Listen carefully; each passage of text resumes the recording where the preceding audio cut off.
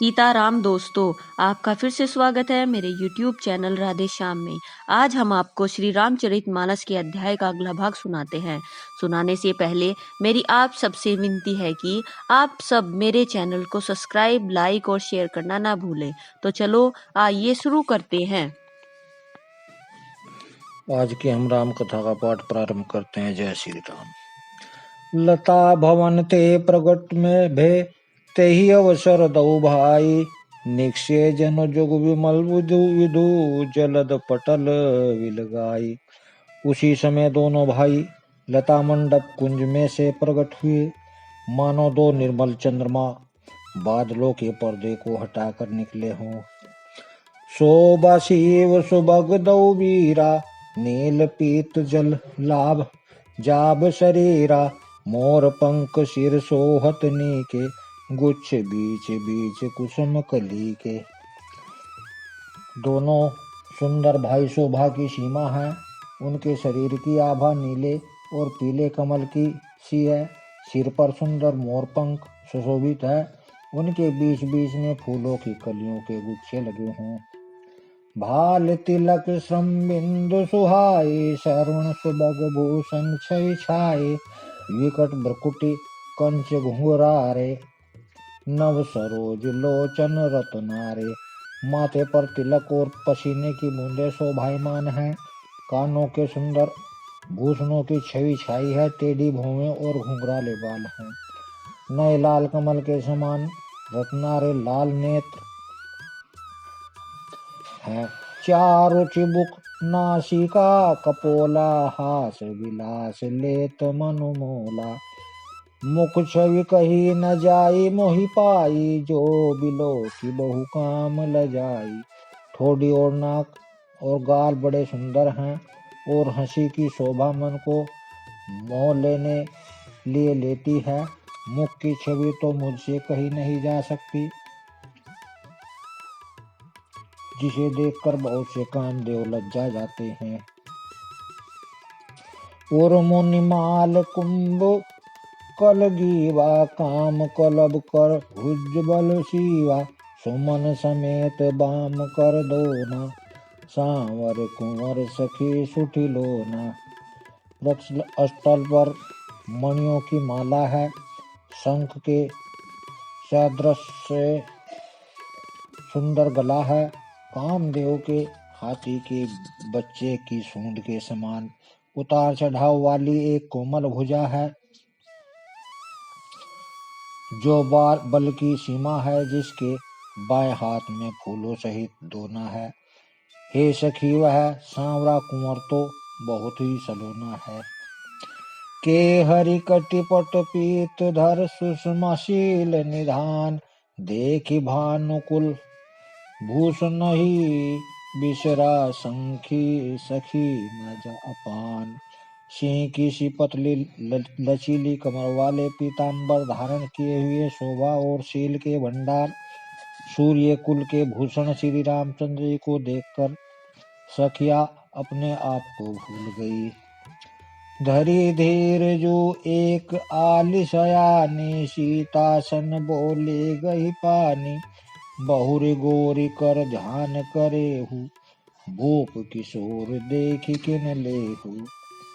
एक चतुर सखी धीरज धरकर हाथ पकड़कर सीता जी से बोली, हे गिरिजा जी का ध्यान कर लेना, इस समय राजकुमार को क्यों नहीं देख लेती। सकुचिसिए तब नयन उधारे, सन्मुख दऊ रघु सिंधु निहारे। नख सिक देखी राम के शोभा, सुमरि पिता पनु मनु अति क्षोभा। तब सीता जी ने चाकर नेत्र खोले और रघु कुल के दोनों सिंहों को अपने सामने खड़े देखा। नख के शिखा तक श्री रामचंद्र जी की शोभा देखकर और फिर पिता का प्रण याद करके उनका मन बहुत शुभ हो गया। परवश सखिन लगी जब सीता, भयहु गौरहु सब काहि भवि सबीता। पुनि आवो एहि बेरिया काली, अस कही मन बिहसी एक आली। जब सखियों ने सीता जी को परवश प्रेम के वश देखा तब सब भयभीत होकर कहने लगी, बड़ी देर हो गई, अब चलना चाहिए, कल इसी समय फिर आएंगी। ऐसा कहकर एक सखी मन में हंसी। गूढ़ गिरा सुन सिय सकुचानी, भयहु विलंब मातु भय मानी।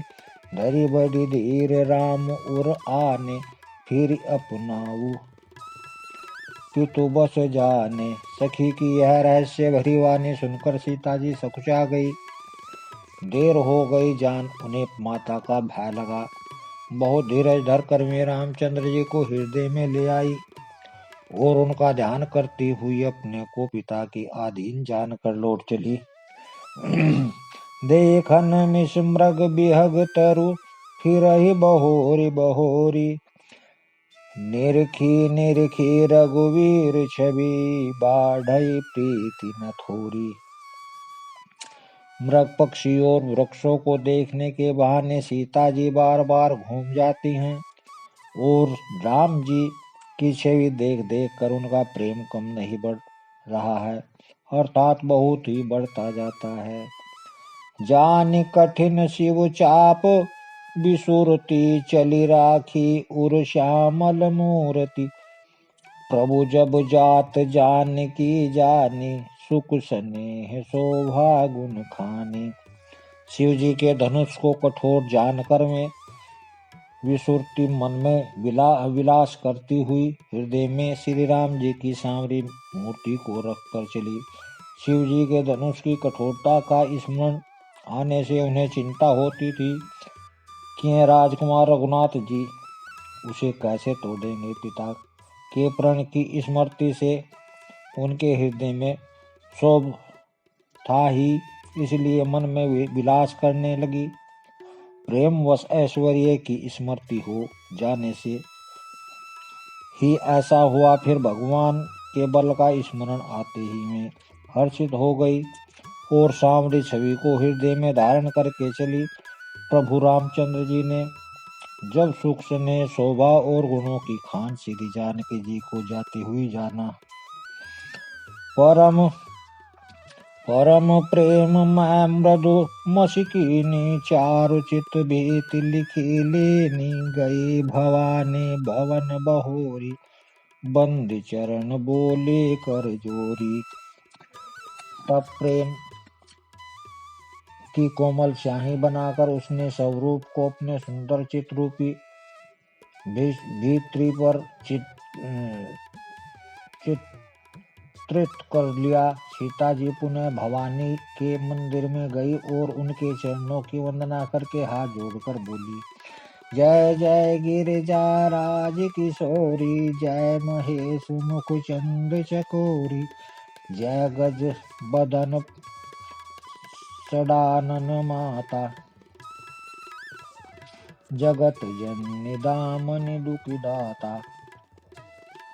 हे श्रेष्ठ पर्वतों के राजा हिमाचल की पुत्री पार्वती, आपकी जय हो जय हो। महादेव के मुख रूपी चंद्रमा की ओर टकटकी लगाकर देखने वाली चकोरी, आपकी जय हो। हे हाथी के मुख वाले गणेश जी के और 6 मुखों वाले स्वामी कार्तिकेय जी की माता, हे जगत जननी, हे बिजली सी क्रांति युक्त शरीर वाली, आपकी जय हो। नहीं तब आदि मध्य अवसाना, अमित प्रभाव वेदु नहीं जाना। भव भव विभव पराभव करनी, विमोहनी सब वश विहारनी। आपका न आदि है और न मध्य है और न अंत है। आपके असीम प्रभाव को वेद भी नहीं जानते। आप संसार को उत्पन्न पालन और नाश करने वाली हैं, विश्व को मोहित करने वाली और स्वतंत्र रूप से विहार करने वाली हैं। पति देवता सुतिय महु, मात प्रथम तब रेख। महिमा अमित न सकहि कही, सहज शारदा शेष।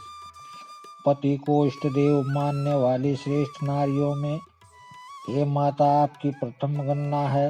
आपकी अपार महिमा को हजारों सरस्वती और शेष जी भी नहीं कह सकते। सेवत तो ही सुलभ फल चारि, वरदायनि पुरारि प्यारी, देवी पूज पद कमल तुम्हारे, सुर नर मुनि सब होई सुखारे।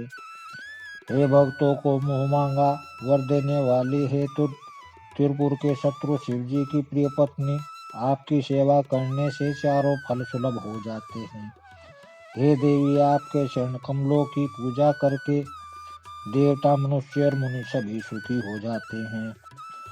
मोर मनोरथ जानहुनि के, बसहु सदा उरपुर सभी के, किन्हु प्रगट न कारण तेहि, अस कही चरण गहे बैदेही।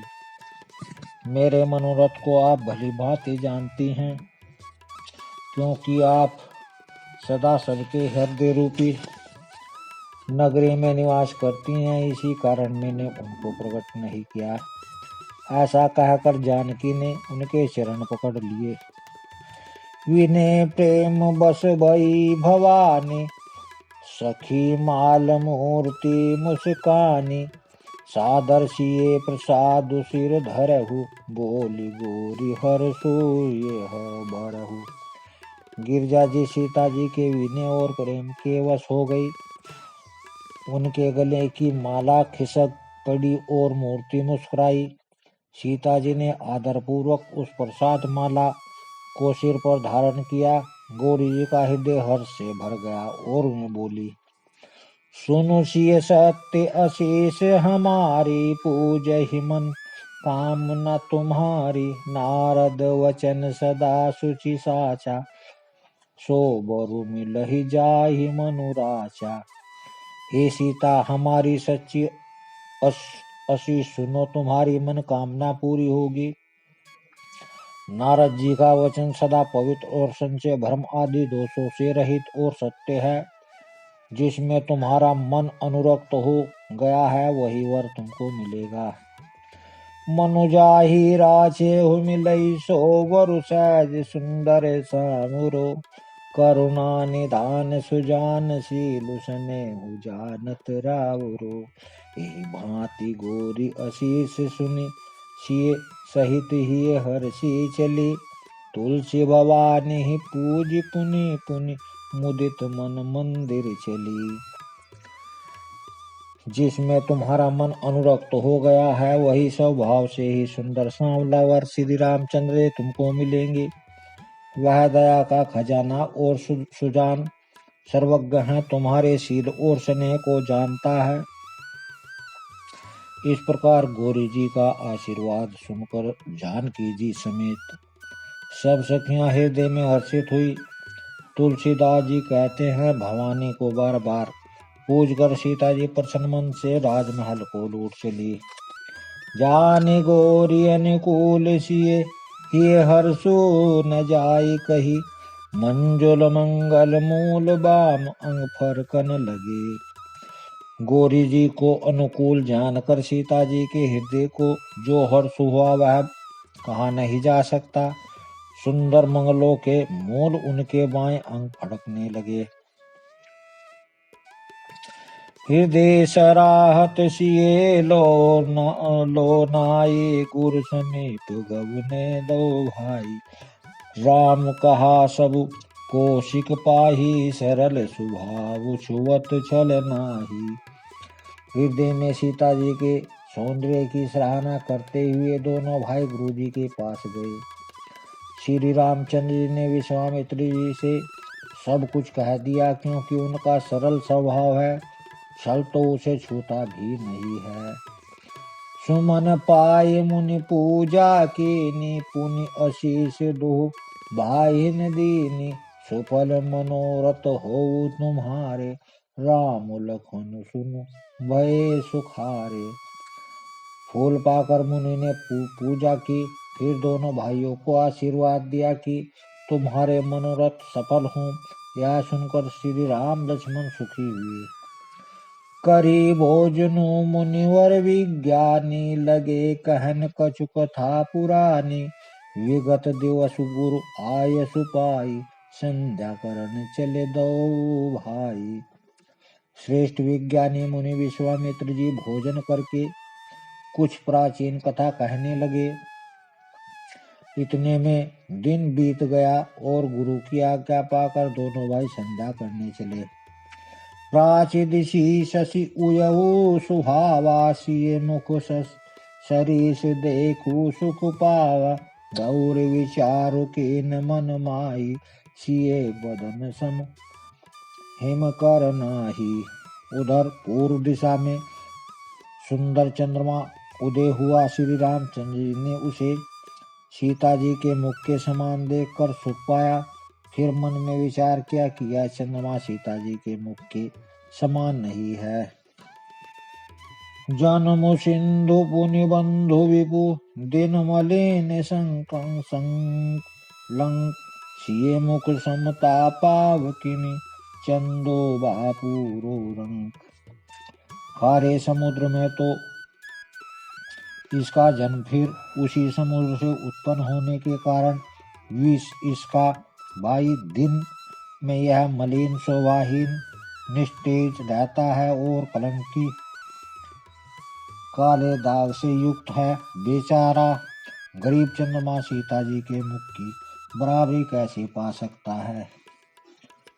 घटहि बढ़ई वीर खिनी दुखदाई घर सही राहु निज संधि पाई कोक शोक प्रद पंकज द्रोही अवगुण बहुत चंद्रमा तो ही। फिर यह घटता बढ़ता है और विरहिणी स्त्रियों को दुख देने वाला है। राहु अपनी संधि में आकर इसे ग्रस लेता है और चकवी के वियोग का शोक देने वाला और कमल का बैरी उसे मुरझा देने वाला है। हे चंद्रमा तुझी बहुत से अवगुण है जो सीता जी में नहीं है। वैदेही मुख पट तर दीने होई दोष बड़ अनुचित कीने सिए मुख छवि विधु ब्याज बखानी गुरु पही चले निशा बड़ी जानी। अतः जानकी जी के मुख की तुझे उपमा देने में बड़ा अनुचित कर्म करने का दोष लगेगा। इस प्रकार चंद्रमा के बहाने सीता जी के मुख की छवि का वर्णन करके बड़ी रात हो गई और जान में गुरुजी के पास चले गए। करि मुनि चरण सरोज प्रणामा आय सुपाय के न विश्रामा विगत निसार रघुनायत जागे बंधु बिलो की कहन अस लागे। मुनि के चरण कमलों में प्रणाम करके आज्ञा पाकर उन्होंने विश्राम किया। रात बीतने पर रघुनाथ जी जागे और भाई को देखकर ऐसा कहने लगे। उयहु अरुण अब लोक हुताता पंकज कोक लोक सुखदाता बोले लखनु जोरे जुग पानी प्रभु प्रभाव सूचक मृदुबानी। हे तात देखो कमल चक्रवाक और समस्त संसार को सुख देने वाला अरुणोदय हुआ है। लक्ष्मण जी दोनों हाथ जोड़कर प्रभु के प्रभाव को सूचित करने वाली कोमल वाणी से बोले। अरुणोदय सकुचे कुटुंब उड़गन ज्योति मलिन जिमी तुम्हार आगमन सुने भय नरपति बलहीन।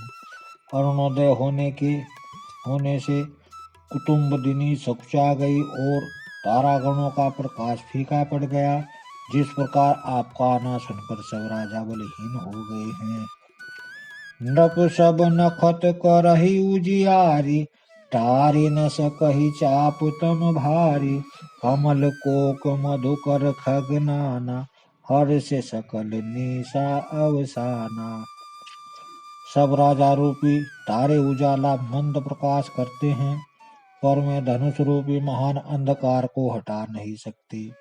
रात्रि का अंत होने से जैसे कमल चकवे भोरे और नाना प्रकार के पक्षी हर्षित हो रहे हैं ऐसे ही प्रभु सब भगत तुम्हारे होय हई टूटे धनुष सुखारे हुयहु भानु बिन श्रम तम नासा, दूर नखत जग तेज प्रकाशा। वैसे ही हे प्रभु आपके सब भक्त, धनुष टूटने पर सुखी होंगे। सूर्य उदय हुआ, बिना ही परिश्रम अंधकार नष्ट हो गया। तारे छिप गए संसार में, तेज का प्रकाश हो गया। रवि निज उदय ब्याज रघुराया, प्रभु प्रताप सब पहर दिखाया। तब भुज बल महिमा उदघाटी, प्रगति धनु विद तन परिपाटी। हे रघुनाथ जी, सूर्य ने अपने उदय के बहाने सब राजाओं को प्रभु आप का प्रताप दिखलाया है।